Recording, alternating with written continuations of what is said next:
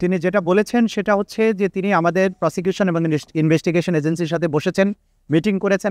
আমরা যে সমস্ত কাজ করেছি ইতিমধ্যে সেই প্রোগ্রেসগুলো সম্পর্কে জেনেছেন। তিনি ইমপ্রেসড বলেছেন আমাদের কাজ সম্পর্কে। তিনি এটাও বলেছেন যে যেগুলো সংশোধিত হয়েছে সেগুলো খুব কাজের হয়েছে।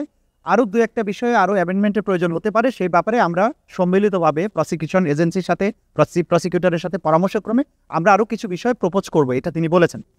আর তিনি বলেছেন যে শেখ হাসিনাকে ভারত থেকে বাংলাদেশে আনার ব্যাপারে তিনি মনে করেন যে ভারত যেহেতু একটা ডেমোক্রেটিক রাষ্ট্র, তারা ডেমোক্রেসি এবং রুল অফ লয়ের প্রতি শ্রদ্ধা দেখাবেন এবং ফর্মাল কোনো রিকোয়েস্ট যদি বাংলাদেশ সরকার মেক করে সেটার প্রতি শ্রদ্ধা দেখিয়ে তারা তাকে ফেরত পাঠাবেন। তিনি এটাও বলেছেন যে শেখ হাসিনার বিচারের ব্যাপারে বাংলাদেশের যে আইন আছে আন্তর্জাতিক অপরাধ ট্রাইব্যুনালের আইন অনুযায়ী, যে তাকে তার বিরুদ্ধে ফর্মাল চার্জ হওয়ার পরে তাকে যদি গভর্নমেন্ট অফ ইন্ডিয়ার কাছে রিকোয়েস্ট করার পরে যদি ফেরত না দেওয়া হয়, বাংলাদেশ সরকার তাকে ইন অ্যাবসেন্সিয়া ট্রায়ালের ব্যাপারে বিবেচনা করবেন এবং যদি প্রয়োজন হয় সেই ব্যাপারে আইসিসির পরবর্তী সময়ে যদি ভারত না দিতে চায় আইসিসির কোনো সহযোগিতা নেওয়া যায় কিনা সেটা পরবর্তী সময় বাংলাদেশ গভর্নমেন্ট ঠিক করবেন। তিনি এটা বলেছেন যে মৃত্যুদণ্ড থাকলে যে সমস্ত রাষ্ট্র এক্সট্রাডাইট করতে চান না সেই সমস্ত রাষ্ট্রের ব্যাপারে বলেছেন যে তারা বাংলাদেশের বাস্তবতাটা আলাদা। বাংলাদেশের বাস্তবতায় এখানে এই মামলার ব্যাপারে যে মৃত্যুদণ্ডের বিধান আছে এটার ব্যাপারে ডিসিশন নেওয়ার ক্ষমতা হচ্ছে আদালতের।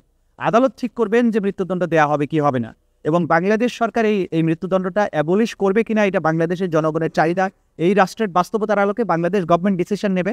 এই ব্যাপারে আমাদের কিছু বলার নেই। মোটা দাগে এই কথাগুলি তিনি বলেছেন এবং তিনি বলেছেন তার অতীতের অভিজ্ঞতা থেকে তিনি জানতেন এই ট্রাইব্যুনালে একসময় তিনি ডিফেন্সকে অ্যাডভাইস করেছেন এখানে কোথায় কী কী সমস্যা হয়েছে, কী কী কারণে এই ট্রাইব্যুনাল বিতর্কিত হয়েছে সেটা তিনি জানেন এবং বুঝেন।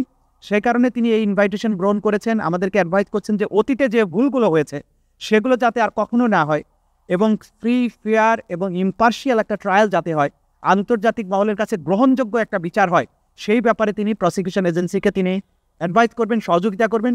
দুনিয়ার কাছে তিনি দেখাতে চান তার অতীতে তিনি বিভিন্ন সময় আইসিসিতে তারপরে আইসিটিওয়াই তার যে অভিজ্ঞতা ছিল সেই অভিজ্ঞতার আলোকে এই ট্রাইব্যুনালকে তিনি অ্যাডভাইস করতে চান যাতে দুনিয়ার কাছে একটা গ্রহণযোগ্য বিচার হিসাবে এটা প্রতিষ্ঠিত হয়। সেই ব্যাপারে তিনি সব ধরনের তার প্রচেষ্টা অব্যাহত রাখবেন।